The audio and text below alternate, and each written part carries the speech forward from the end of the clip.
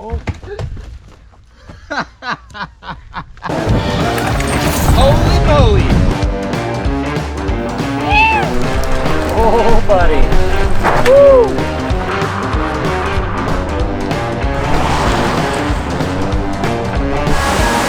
Welcome to Silver Mountain, Idaho.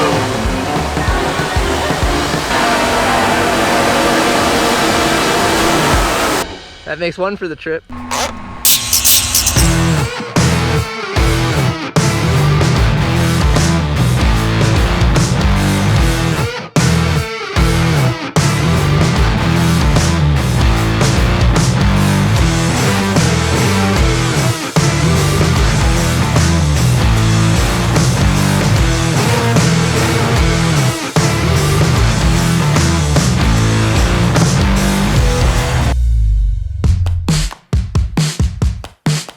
Joe Carmack, I'm from Spokane. I'm running mostly blues, but I've started running black flow trails some now. I enjoy it a lot, sort of addictive. Today we find ourselves in Kellogg, Idaho at the base of the Silver Mountain Bike Park, voted as North America's #1 and favorite bike park for 4 years in a row. Located about 35 miles east of Coeur d'Alene, Idaho, and 70 miles east of Spokane, Washington, which is the nearest major airport, Kellogg is a small mining town with a rich history and a new focus towards recreational activities and a really awesome bike park. If you're looking for a place to come party and get wild, Kellogg might not be the spot. However, if you're just looking to get wild on your bike, Silver Mountain Bike Park is definitely worth checking out. In this episode, we'll be going over some of the 40 miles of single track they've got up on the mountain, some of the lodging options they offer, and a couple of places that you might be able to get some good meals while you're in town. And we're also gonna check out the water park they've got right down here at the Silver Mountain Resort. Look at him stretching like he's an athlete. Yep, well-oiled machine. He's pulling away from me on the enduro bike there with the pedals. The trails at Silver are definitely not what we would call buttery or manicured by any means, so more travel is certainly going to help a lot of people have more fun at this mountain. In my opinion, I would love to ride this park on a downhill bike. However, if you get here in the early springtime when the park first opens, you'll be just fine on a long travel 29er. Long trails, a lot of diversity in the trails, some big jumps. You know, if you want to hit the biggest jumps, this is kind of the closest place to do it. The mountain was founded in the 1960s. It was called Jackass Ski Bowl. And then from there, it just kind of grew and grew and grew. And then in 1990, we actually bought the gondola, so 30 years ago. And we opened in 1990 for summer operations. We have 40 trails for over 50 miles of riding. With nearly 3,400 vertical feet and a length of just over 3 miles, the Silver Mountain Gondola was the longest in the world until just recently when a Japanese resort beat the record by a matter of feet. We pull most of our riders from Spokane, Coeur d'Alene, just kind of like the inland northwest area. Lately, we've been getting more people from Bellingham, Seattle, and even from Missoula and Bozeman. The majority of what our more experienced riders are looking for is just our very primitive, very raw, natural, rooty with a lot of rocks and just technical.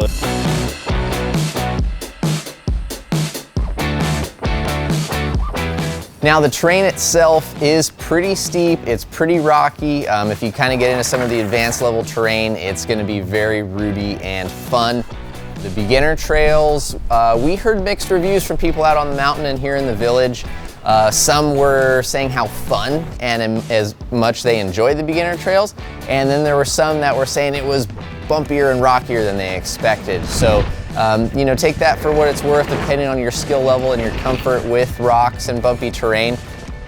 There are some great rides. You can get 45 minutes from the top down if you want to, if you're a fairly, you know, competent beginner level rider. If you just stick to that upper zone, you're getting 800 feet of vert and have some pretty good terrain with some switchbacks that will get you back down to that chair and really give you a good time out on the terrain. We've been seeing a great boom of people who have never ridden before and just want to come try it out. So in the future, we're definitely going to be looking to expand our beginner trails for families and people who've never done it before.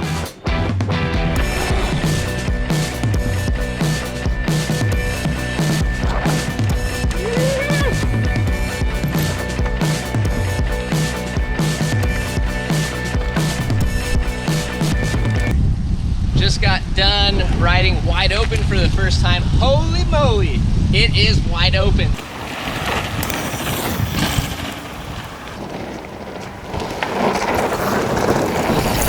Full speed, massive G catch berms. It was a good run to end our morning film session and have lunch because we worked up an appetite this morning. Although Kellogg is pretty limited when it comes to nightlife and a thriving downtown scene, there are a few good options worth checking out. If you're looking to socialize a bit, we suggest heading about 10 miles down I-90 to the historic town of Wallace, which is rich in history and character. We found the center of the universe. It's in Wallace, Idaho. After trying not to get run over by disgruntled locals while checking out the center of the universe, we decided to hit up the 1313 Club for some quality bar food and a very pleasant staff. Hill Street Depot and Bistro Pub. For a more local option or a post-ride meal, we highly suggest the Hill Street Depot, which is a short pedal from the village and has a solid list of options on the menu. This spot I've definitely been to a couple of times already, and it delivers. So tacos are good though. Check them out. Chicken, tasty. So Maxxis has sponsored our tour. They're helping us get around all these bike parks. Mm-hmm. Your tires are looking like they're a little bit worn out. Well, they've been sliding quite a bit. Well, all right. Do you think you could put these on your bike for your next trip up here? Sure. All right. What a deal. There you go. Yeah. Appreciate you taking a few minutes to talk with us. Yeah, my truck's sitting right back over here. Cool. Have a good day. The thing I've learned most is just let the bike go. Don't ride your brakes too much.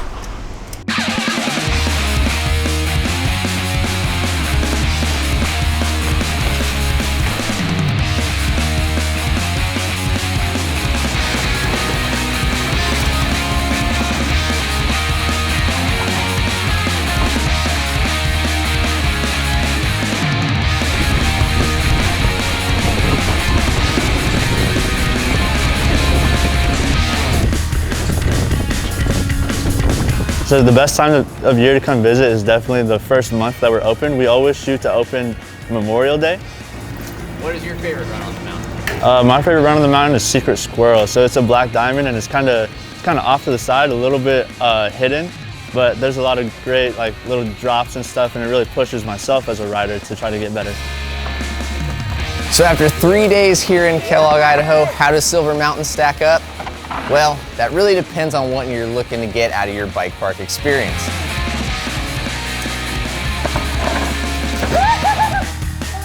If you're more interested in riding trails and getting rowdy on your bike than in a bar, this is definitely one of the best spots west of the Rockies. If you're a family, if you want to come and find a spot that you can camp affordably right near the mountain, get a great bang for the buck, you know, $39 for a lift pass and 3,400 feet elevation, 2 chairs. This is a great place to check out. If you want to get into some outdoor activities, whether that's being at the water park, which is technically indoors, mining tours, kayaking, fly fishing, off-roading, hiking, etc., there's definitely a lot of stuff that can be found in the Silver Valley region. The town's a little bit of a ghost town. There's not a ton to do in terms of dining and bar nightlife options, but chances are, if you're like us, you're gonna be pretty beat down from having easily 10 to 15,000 foot days in the bike park. We stayed nearby at the Silver Inn, which is a little bit more affordable than the Silver Mountain Resort here in the village. The outside doesn't look like much, but the rooms inside are pretty clean, and it is definitely affordable, so that is a plus. If you're camping, like we've seen a lot of people do, there's an awesome parking lot right across from the village here. I think it's like 15 bucks a night maybe, and that money goes straight to the trail crew for trail maintenance, which is really awesome. Kind of just tight and flowy, and Oh God. kind of makes you work the bike a little bit. I think there's some roots on this trail. So in a nutshell, that is the Silver Mountain Bike Park here in Kellogg, Idaho. It is definitely one of my favorite parks. If you want to come out and check out good trails, this place has them. Kind of like one of those, I don't know, the rider's secret park. They're steep, they're technical, fast, rocky. If you want to come get challenged on some really rough terrain, this is definitely a spot to check out, and it's a lot of fun and a place I think you should come ride. So thanks for tuning in to our latest episode. Stay tuned, because on the next stop, we're going to the East Coast and gonna be hitting a bunch of parks that we've never been to for the very first time.